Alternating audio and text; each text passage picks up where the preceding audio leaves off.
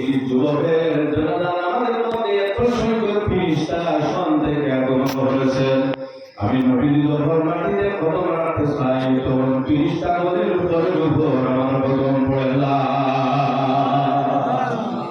এজন্য মানুষের জীবনের মূল্য আছে। কিয়ামতের দিন আল্লাহ জিজ্ঞাসা করবেন, হে বান্দা, আমি তোমাকে জীবন দিয়েছিলাম, তোমার জীবন কালটা তুমি কোন কাজে ব্যয় করেছো? যুবক ভাইরা, তোমাদেরকে বলতেছি তোমার জীবনের মূল্য আছে। আল্লাহ হাবিব আলাইহিস সালাম বলেন, যে যুবকটা যৌবন কালটা ইবাদত বন্দেগীর মধ্যে ব্যয় করবে, আল্লাহর বাধ্যতার মধ্যে ব্যয় করবে, 7 জন মানুষকে আল্লাহ তার আরশের ছায়ার নিচে জায়গা দিবে, তার মধ্যে একদল হলো সেই যুবকেরা।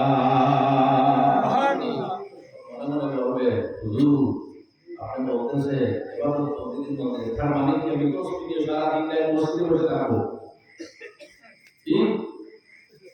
তসবিহ নিয়ে সারা দিন মসজিদে বসে থাকবো? পড়াশোনা নাই, রোজগার নাই, চাকরি বাকরি নাই, সব কিছু করবে। আমাদের মানুষের ভুল ধারণা, যে যুবক তার যৌবনকাল ইবাদত বন্দেগীর মধ্যে কাটাইলে ইবাদত কাকে বলি? বুঝতে লাগবে ইবাদত শুধুমাত্র নামাজ না।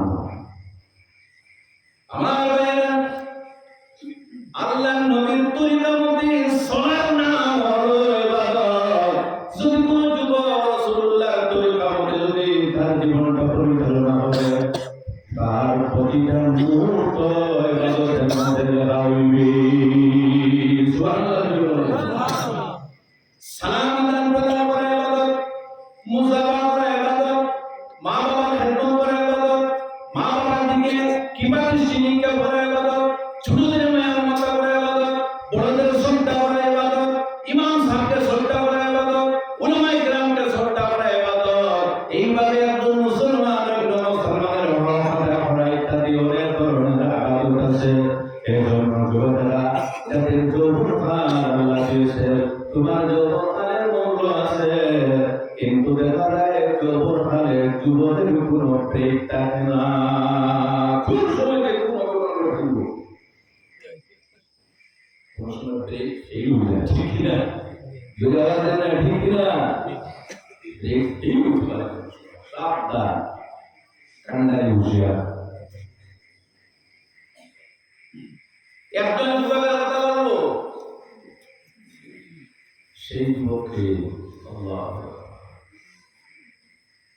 সেই যুবক হয়তো কোনদিন আমি বলেছি, আজকে আবার বলতেছি, সেই যুবককে হাদিসের মধ্যে আসছে, আল্লাহর হাবিব আলাইহিস সালামের একজন সাহাবী অত্যন্ত ভালো ছিলেন। কি ভালো? আমরা ভালো মেয়েকে পছন্দ করি না, ভালো মানুষকে পছন্দ করি, ঠিক না? জি, এই ভালো রং দেওয়া কাজ আপনারা আল্লাহ শব্দের মধ্যে বই বই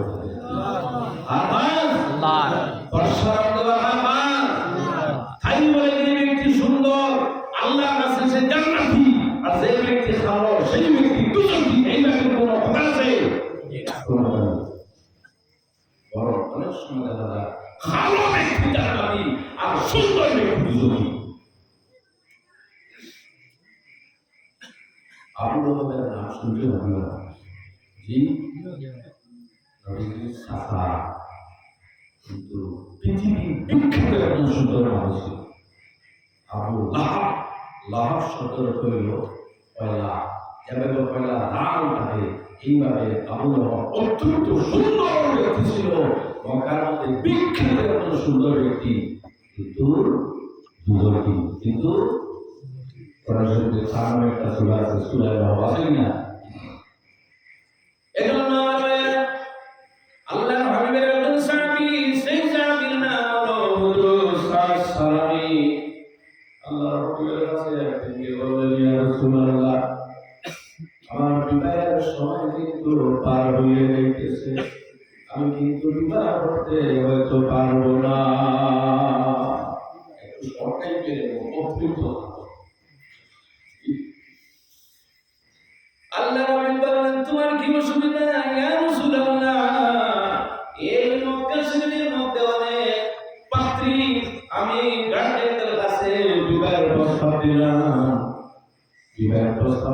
তখন যখন আমাকে দেবে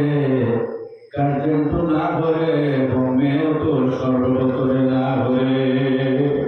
ইয়া রাসূলুল্লাহ বিবাহ করা তো আপনার নবীর সুন্নাত এই সুন্নাতটা কিন্তু আমার দ্বারা পালন করা সম্ভব হইতেছে না মুসলমানরা মাত্র 8 মাস কিন্তু আল্লাহ নবীর আসেন আল্লাহ নবী বলেন তুমি কি চাইতেছো মক্কা শরীফের মধ্যে সবচেয়ে সুন্দরী মেয়ের সাথে তোমার বিবাহ হইবে তুমি কি চাও উত্তর দিলেন ইয়া রাসূলুল্লাহ আপনি যদি ব্যবস্থা করে দেন তাহলে আমি করব না আল্লাহ নবী বলেন এই মক্কা শরীফের মধ্যে আমার একজন সাহাবী আছেন এই সাহাবীর নাম হলো ওয়াহাব যাও আমি রাসূলুল্লাহ এই ওয়াহাবের মেয়ের সঙ্গে আমি বিবাহ দিয়ে দিলাম রাসূলুল্লাহর মত আছে না এই বিবাহে রাসূলুল্লাহর মত আছে না যাকে রাসূলুল্লাহ সিলেকশন করবেন আল্লাহর পক্ষ থেকে হবে কোন মানুষের ক্ষমতা নাই রাসূলুল্লাহ সিলেকশন ক্যান্সেল করা যাও তোমার শ্বশুর বাড়িতে যাও কিন্তু জানেন না কারণ ওনার মেয়ের বিবাহ হয়েছে নবীজি ধরে বলেন না হয়েছে নবীজি শ্বশুর বাড়িতে গেলেন যাওয়ার পরে দরজায় বাজলে সঙ্গে সঙ্গে বের হলেন শ্বশুর বলে তুমি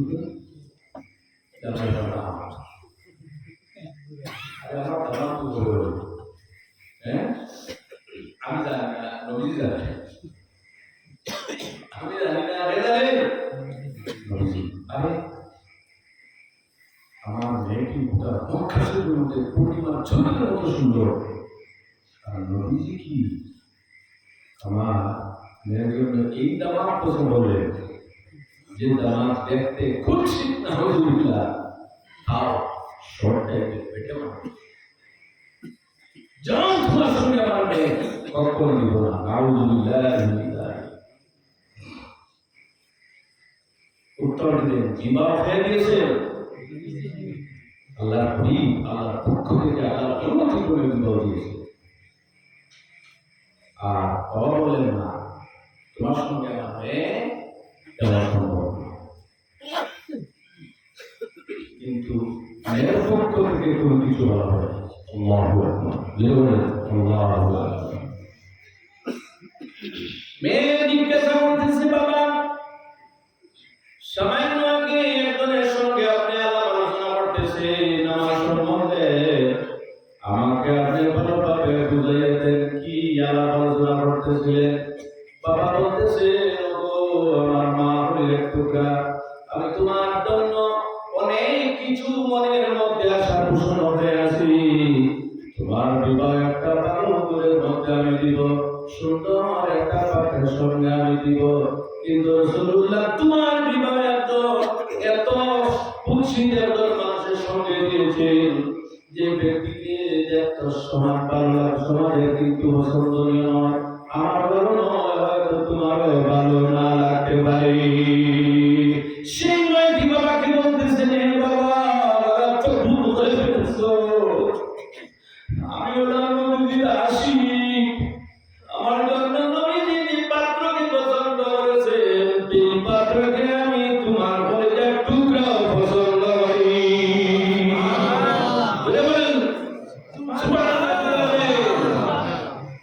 আপনি কি মন বললেন আমার স্বামীকে ঘর থেকে কুমার তাড়িয়ে দিলেন ওই সাহাবী আল্লাহর হাবিবের খেদমত থেকে বলছেন ইয়া রাসূলুল্লাহ শ্বশুর বাড়িতে পাঠিয়ে দিয়েছিলেন আজকে শ্বশুর আমার কারণ থেকে আমার রং থেকে ঘর থেকে বের করে দিয়েছে আল্লাহ নবী বলেন তুমি আমার সামনে বসো সামান্য করে তোমার শ্বশুর কিন্তু আমার কাছে ক্ষমা চাইবার জন্য উপস্থিত হইতেছে আমি নবীকে বিবাহ দিয়েছি কোন মানুষের ক্ষমতা আছে বিবাহ দিয়েছে শ্বশুর ক্ষমতার দাম আছে না জি সামান্য করে দেখা যায় যে সাহাবীর মেয়ে वहाँ कोई साथी नबी के खिदमत এসে মাফ চাইতেছেন ইয়া রাসূলুল্লাহ আপনি আমাকে মাফ করে দেবেন না হলে আমার জন্য দুটো ছাড়া কোনো কিছু না আল্লাহ নবী বললেন হে সালামী তোমার মেয়ের বিবাহে তোমার পরিবারে তুমি কি মোহর দিয়েছো সালামী বললেন ইয়া রাসূলুল্লাহ মোহর দেওয়ার মতো তো আমার ক্ষমতা নেই আল্লাহ নবী বললেন সাহাবা কেরামেরা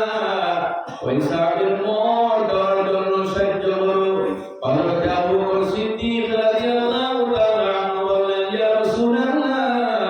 আমি সালামী মোহরের জন্য 100 দিরহাম দিলাম হযরত উমর পাক বললেন ইয়া রাসূলুল্লাহ আমি 200 দিরহাম দিলাম হযরত আলী রাদিয়াল্লাহু তাআলা আনহু বললেন ইয়া রাসূলুল্লাহ আমি আরো 200 দিরহাম দিলাম হযরত উসমান গনি রাদিয়াল্লাহু তাআলা আনহু বললেন ইয়া রাসূলুল্লাহ আমি 400 দিরহাম দিলাম কত 800 দিরহাম হয়ে গেছে কত দিরহাম 800 ওইসে আমি খুশি খুশি আল্লাহ নবী বললেন যাও তোমার স্ত্রীর জন্য তুমি কিছু জিনিস কিনে তোমার শ্বশুর বাড়িতে দাও বাজারে যাও যাওয়ার পরে কিছু জিনিস কিনে নিয়ে তোমার স্ত্রীর জন্য তুমি কিছু উপহার কিনে নিও আতর কিনিও তোমার স্ত্রীর জন্য দাদা নাকি তুমি কিনে নিয়ে দাও ওইসে আমি বাজারে যাওয়ার পরে কাপড়ের দোকানের মধ্যে গিয়ে কাপড় পছন্দ করতেছেন সামগ্রী পছন্দ করতেছেন ওই সময় কানের মধ্যে আমার আসলো আযাবুইনা রাসূলুল্লাহ ওই সময় কানের মধ্যে আওয়াজ আসলো যে কোথায় আছে নবীর সঙ্গে যুদ্ধের ময়দানে গিয়ে তোমরা সাগর বরণ করো ওই সাহাবীর কানের মধ্যে যখন আওয়াজ আসলো সঙ্গে সঙ্গে নবীর জন্য যা কিছু পছন্দ করেছিলেন দোকানদারকে দিয়ে বললেন ভাই তোমার জিনিস তুমি নিয়ে দাও আমি ওনার কাপড় চোপড় অলংকার দিয়ে আমি কিনবো না আমি মার্কেট থেকে সবচেয়ে ভালো একটা ঘোড়া আমি কিনে নিব আমি মার্কেট থেকে ভালো একটা তরবারি কিনে নিব ঘোড়া কিনলেন তরবারি কিনলেন কিনার সঙ্গে সঙ্গে ওহুদের ময়দানের দিকে রওনা দিলেন ওহুদের ময়দানে গিয়ে আল্লাহর হাবিবের সামনে আল্লাহর হাবিব দেখতে পেলেন একজন সাহাবী ঘোড়ার পিঠে চড়ে জালিমদের সঙ্গে লড়াই করতেছে লড়াই করতে করতে হঠাৎ একটা আঘাতের কারণে মাটির মধ্যে পড়ে গেছে মাটির মধ্যে পড়ে গিয়ে জবান মুবারক থেকে বের হয়েছে পুস্তুবি রব্বি কাবা আল্লাহর কাবার প্রথম কসম আমি কিন্তু সফল কাম হয়ে গেছি রাসূলুল্লাহ বললেন যাওয়ার পরে জবান খুলে নেন দেখেন আমার সাহাবী আল্লাহর নবী কানের দিকে তাকিয়ে একবার হাসলেন আরেকবার কাঁদলেন এবং সালামের মুখের মধ্যে চুমা দিয়ে বললেন হে সালামী আমি তোমাকে তোমার বিবির কাছে পাঠিয়েছিলাম তোমাকে আমি অর্থ দিয়ে তোমার বিবির কাছে পাঠিয়েছিলাম তোমার বিবির কাছে না গিয়ে তুমি যুদ্ধের সামগ্রী কিনে যুদ্ধের ময়দানে এসে আমার সম্মুখে শাহাদাত বরণ করেছো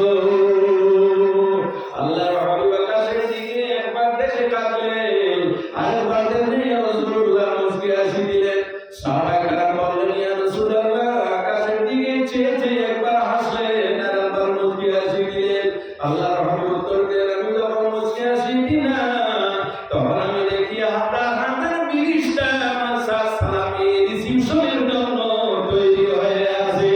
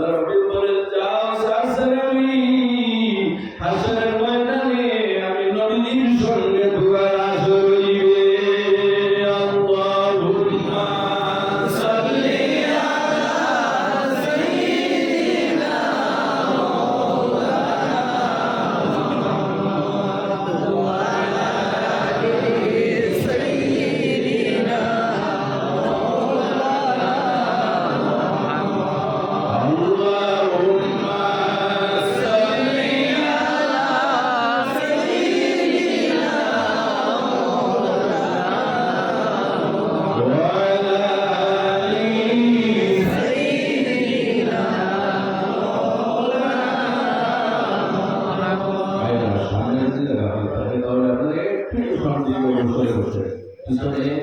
আমার ভাইয়েরা কষ্ট হচ্ছে আপনারা একটু সঙ্গী অনুসরণ করছেন আল্লাহুম্মা সাল্লি আলা সাইয়্যিদিনা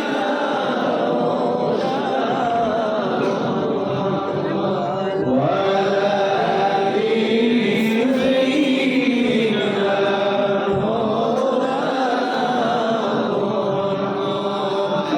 আল্লাহ জিজ্ঞেস করবে কয়টা প্রশ্ন